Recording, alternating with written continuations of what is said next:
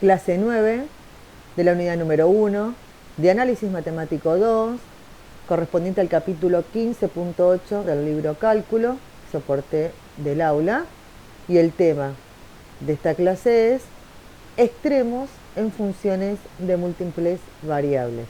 En este caso específico vamos a ver extremos libres. Cuando definimos extremos globales o absoluto, ¿sí?, en una función f de p, que es una función de las variables x1, x2, xn, definida en un conjunto D, que ese conjunto D puede ser su dominio natural o un subconjunto del mismo que está impuesto por algún condicionamiento, se dice que f de p sub 0 es un valor global o absoluto, es decir, el valor que alcanza la función en un punto p sub 0 decimos que es máximo, si el valor que toma la función en ese punto siempre es mayor o igual al valor que toma la función en cualquier otro punto de ese dominio que pertenece a D.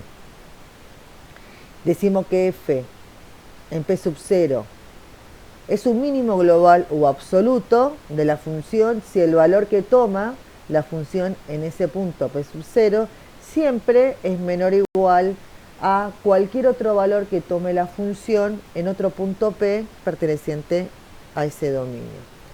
Ambos valores se denominan extremos absolutos o globales de la función en D.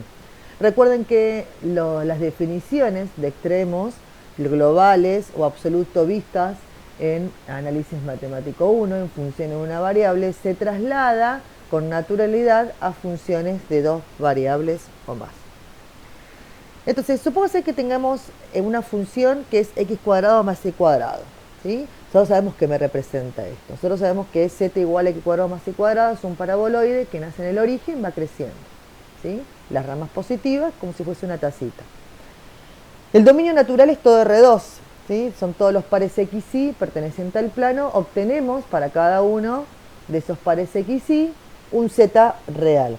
Es evidente que a partir de la definición, ¿sí?, que el valor que toma en el origen, en 0, 0, mediante esta inspección que hicimos de la función, es el mínimo global, ya que el valor que toma la función en el par, en el origen 0, 0, en el par 0, 0, en el origen es 0. Y 0 siempre es menor o igual a cualquier valor que tome la función reemplazando por otro par xy que elevándolo al cuadrado ambos, ¿sí?, me va a dar siempre un z que va a ser mayor o igual a 0 para todo xy del plano. Pero la función no tiene máximo global, tiene un mínimo global, ya que no existe el valor en un punto AB cualquiera, ¿sí?, del plano que me sea mayor o igual a y cuadrado para todo x cuadrado y cuadrado que pertenece, para todo xy que pertenezca al plano. Entonces, para extremos locales o relativos, vamos a definir entonces un subconjunto S, un subconjunto del dominio D, es decir, que S sería una vecindad de P sub 0 o un entorno de P sub 0 que está totalmente incluido en D. Entonces las definiciones antes vistas quedan redefinidas de la siguiente manera. F de P sub 0, el valor que toma la función en un punto P sub 0, decimos que es un máximo ahora relativo o local de F, en S, si el valor que toma la función en ese punto, P sub 0, siempre es mayor o igual para cualquier valor que tome la función, ¿sí?, en un punto P que pertenece a ese subconjunto S. De igual modo, decimos que f de P sub 0 es un mínimo relativo local de f en S, si f de P sub 0 es menor o igual a f de P para todo P que pertenece a S. Entonces, de esta manera podemos decir que, o se puede observar, que un máximo, ¿sí?, o mínimo global es automáticamente un máximo o mínimo local si tomamos solamente un entorno del punto. En lo sucesivo se tendrán en cuenta funciones que sean continuas. Y aunque no siempre sobre conjuntos cerrados, es importante tener el siguiente teorema. Es decir, el teorema sobre la existencia de extremo me dice que si una función, ¿sí?, f de p es una función continua en un conjunto cerrado y acotado de, no siempre va a ocurrir que sean funciones continuas en un conjunto cerrado, pero si es continua y es en un conjunto cerrado y acotado de, entonces podemos garantizar que f de p alcanza un valor máximo global o un valor mínimo global en dicho conjunto, solo si su dominio es cerrado y acotado. Puntos críticos. Vamos a definir puntos críticos. Concepto que fue visto en análisis matemático 1 cuando determinaban máximos o mínimos de una función. ¿A qué se denomina puntos críticos? Se denomina puntos críticos aquellos puntos donde es posible que la función f de p sea un extremo. Es decir, que sea un punto crítico no implica que necesariamente sea un extremo, lo que por eso la misma palabra dice crítico. Crítico de estudiar, de analizar, que vamos a inferir en cerca del mismo cómo se comporta la función mediante teoremas. Entonces vamos a poder determinar mediante procedimientos necesarios y suficientes si ese punto crítico fehacientemente es un extremo, ya sea máximo o mínimo. Entonces, si f de p es continua en D, en un dominio D, se pueden considerar tres tipos de puntos críticos en el conjunto.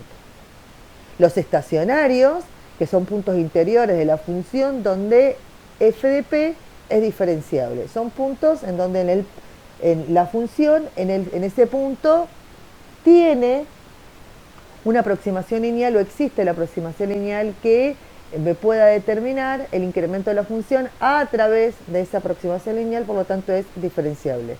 Si es en el plano, ustedes ya saben, eso corresponde a una recta tangente, pero si es en el espacio, esa aproximación lineal existe mediante un plano tangente, aproxima la superficie mediante un plano tangente. Los extremos que se alcanzan en los puntos estacionarios se denominan extremos libres, que son los extremos que vamos a ver y definir en esta clase número 9, extremos libres. Los otros puntos críticos se llaman puntos fronteras, son los puntos que están incluidos en D, puntos fronteras, aquellos puntos porque hay dos tipos de frontera que ya definimos, hay puntos frontera que no están incluidos en la función y puntos que sí. Los extremos que se alcanzan en estos puntos frontera, ¿sí?, se denominan extremos condicionados o vinculados, que son los extremos que vamos a ver en la próxima clase, de la clase número 10. Y los puntos singulares, que son los puntos interiores, donde la función no es diferenciable.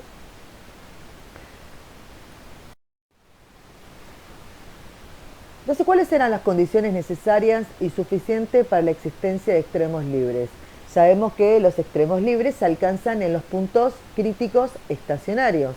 Entonces, una vez que tenemos los puntos críticos estacionarios, queremos determinar si en alguno de esos puntos críticos se halla un valor extremo, en este caso un extremo libre. Entonces, si f de p es diferenciable en p sub 0 y en ese punto donde es diferenciable en p sub 0 la función alcanza un extremo y ese extremo es el local, entonces el gradiente de la función en ese punto es nulo. Las derivadas parciales me dan nulas.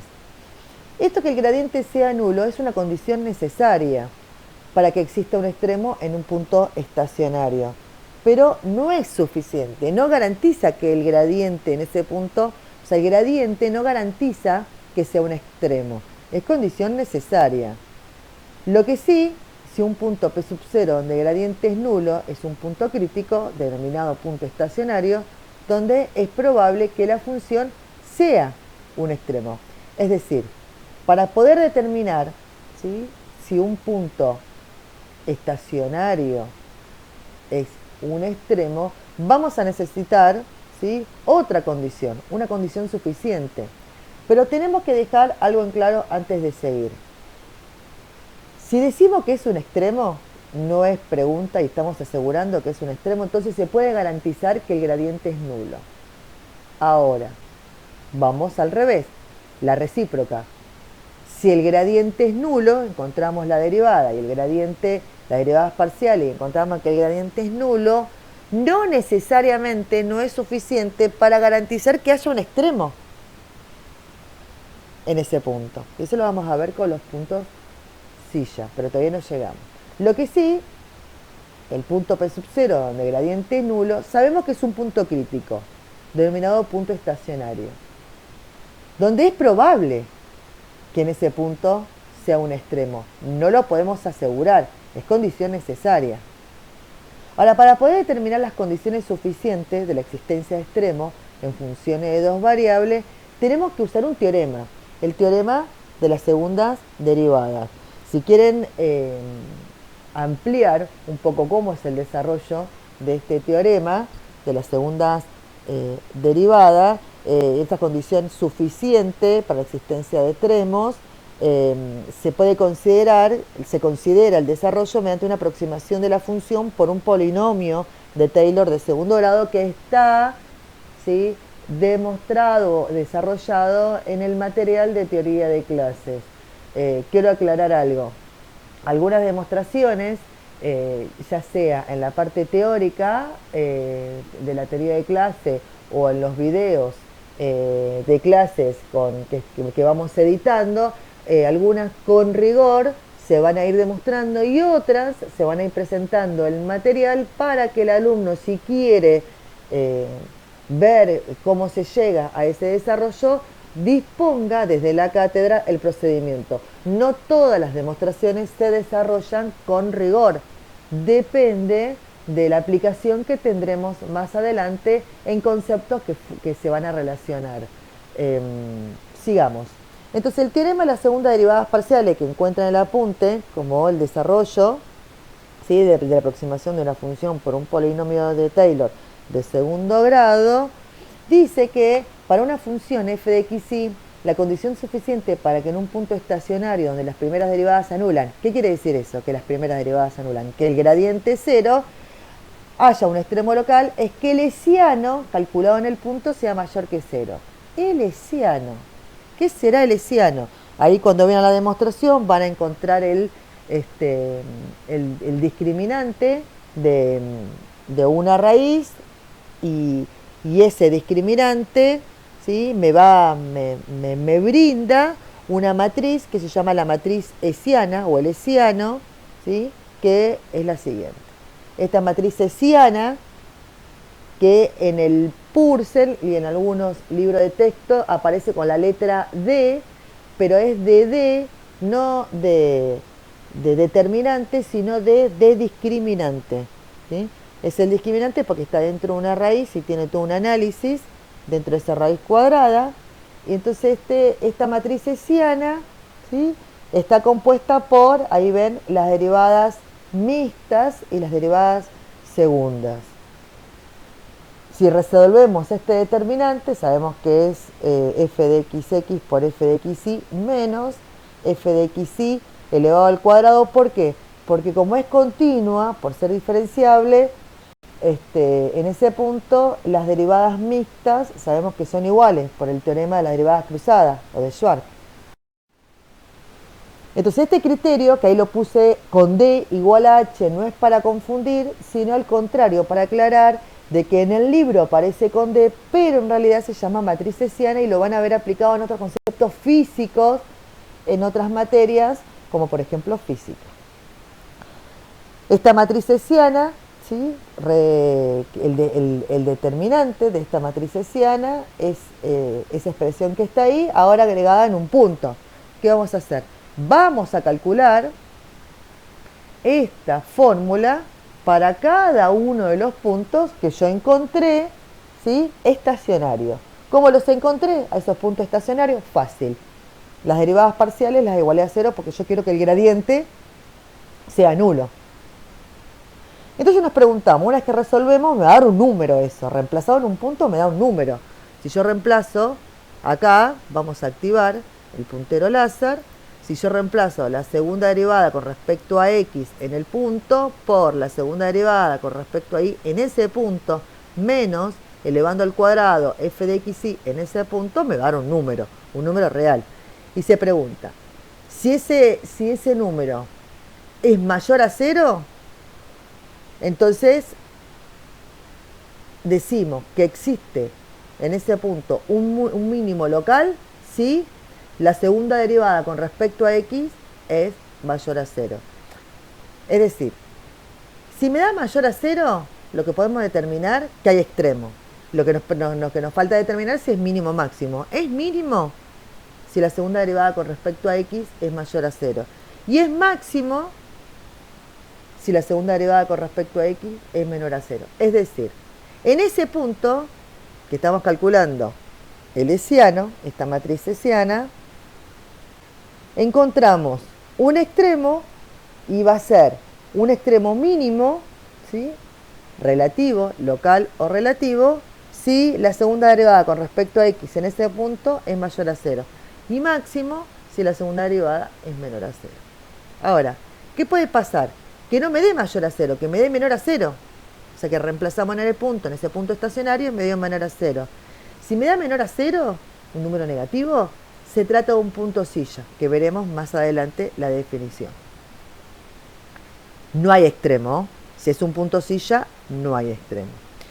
Y si me da 0, o sea, no me da ni mayor a 0 ni menor a 0, y me da 0, no podemos decir nada, o sea, el criterio no es suficiente para dar una definición, vamos a tener que ir por otro lado. Si quisiésemos una respuesta o quisiésemos determinar qué pasa en ese punto, tendríamos que ver las variaciones, los incrementos cerca del punto, a ver cómo se comporta la función en varias direcciones para tener alguna respuesta concluyente. Pero por lo pronto, si ustedes le da 0, como procedimiento el criterio de la segunda derivada, la respuesta que da que el criterio que estamos utilizando no es concluyente y no podemos decir nada de ese punto.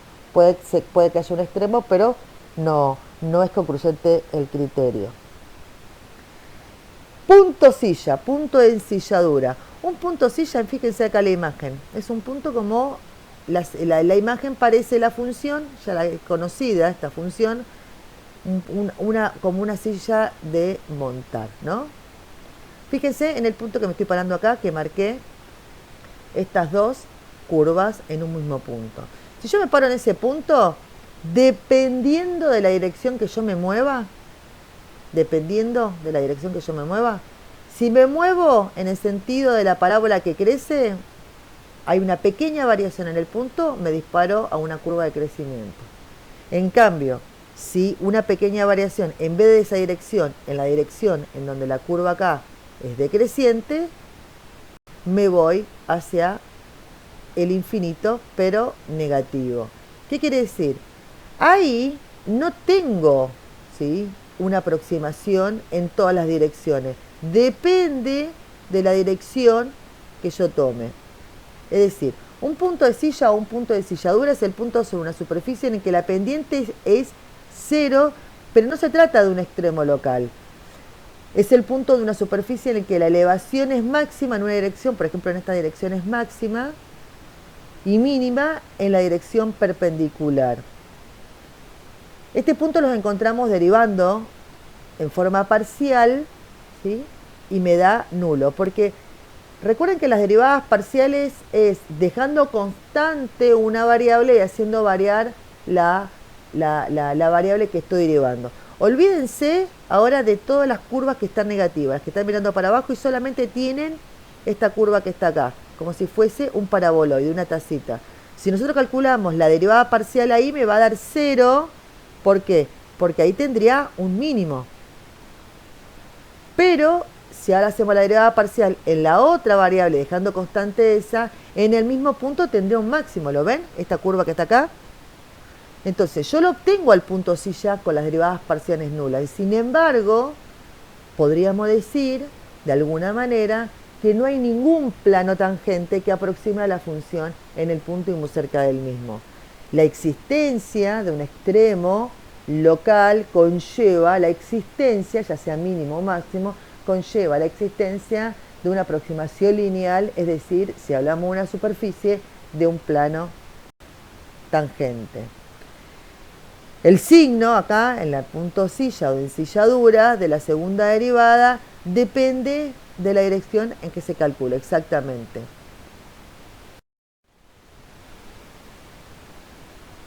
Vamos a ver entonces un ejemplo, el ejemplo que disponen del apunte teórico brindado por la cátedra, ¿sí? Y nos pide calcular los extremos locales, dar su valor y determinar si este extremo que encontramos es un máximo o un mínimo. Entonces, miremos primero la función. Vemos que la función es un polinomio f de x, y, donde el dominio de esa función es todo R2, o sea que él es un conjunto abierto y sin frontera.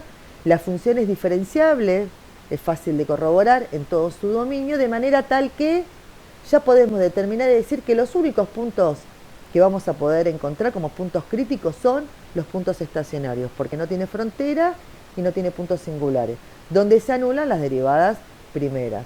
¿Qué quiere decir? La única manera que yo voy a poder determinar estos extremos locales es mediante el gradiente igual a 0. Entonces calculo la derivada con respecto a x, calculo la derivada con respecto a y lo igualo a 0. ¿Qué obtengo acá? Obtengo un sistema de ecuaciones con dos ecuaciones con dos incógnitas. Utilicen el procedimiento algebraico que más cómodo les resulte. Lo que tienen que hallar entonces es los pares x y que verifican en simultáneo esas ecuaciones. Acá hicimos un despeje, reemplazamos y encontramos que cuando x es igual a 0 y x igual a menos un tercio, les corresponden los valores 0 y menos un tercio respectivamente. Es decir, los puntos críticos que se encuentran son dos. El p sub 0 en el 0, 0 y el p sub 1 en menos un tercio es un tercio. Todas las explicaciones algebraicas ustedes lo podrán hacer paso a paso por si tienen alguna duda en el valor. Para hacer ese extremo en esos puntos, ¿sí?, se va a aplicar el criterio de la segunda derivada. ¿Qué podemos asegurar hasta acá? Lo único que podemos asegurar hasta acá es que tenemos dos puntos en los cuales en esos puntos las derivadas parciales son nulas. Ahora no sabemos si se trata de un punto silla o de un punto donde hay extremo, y si hay extremo si es máximo o mínimo. Entonces tenemos que primero tener en nuestra base de datos de cuentas, haber calculado las derivadas parciales, las dobles en cada uno de los puntos y hacer la fórmula de Leciano. Si hacemos esa fórmula de Leciano en p sub 0 y ya se realizan todas las cuentas, verán que le da menos 1, y cuando Leciano es negativo, podemos decir que no hay extremos, se trata de un punto silla. Y cuando calculamos el Leciano en el otro punto, en menos un tercio, vemos que una vez que realizamos las cuentas nos da mayor a 0, no importa el valor, es mayor a 0, en este caso nos da 3, o sea que es mayor a 0, ahí ya podemos asegurar que hay extremo. ¿Y qué tipo de extremo es el que encontramos? Y bueno, nos fijamos en el signo de la segunda derivada respecto de x, vemos que es negativo, que es un menos 2, que ahora lo marco con el puntero, acá está, este menos 2, al ser negativo vemos que se trata de un máximo local. ¿Cómo tendríamos que responder? Entonces hay un máximo local en p sub 1, que en el punto menos un tercio, la función alcanza un valor que es máximo, y el valor que alcanza es 1 sobre 27, o sea, un 27avos. Es fácil advertir que no se trata de un máximo global, ya que, por ejemplo, si se mantiene y igual a 0, se obtienen valores mucho más mayores que la función haciendo variar x. Pero, ¿sí?, por eso se determinan máximos o mínimos locales cuando hablamos de funciones que tienen un dominio que es un conjunto abierto y sin fronteras. Bueno, hasta acá la clase correspondiente a extremos libres. Sigue la teoría de máximos y mínimos en extremos condicionados y vinculados, que es la clase número 10. Los invitamos a que realicen las consultas en los foros. A partir de esta semana ya saben que nos vamos a encontrar en clases virtuales para que realicen consultas teóricas y prácticas en cada uno de los encuentros en cada especialidad. Como siempre les digo, espero que todos anden muy bien y espero verlos prontos en las clases presenciales en la facultad.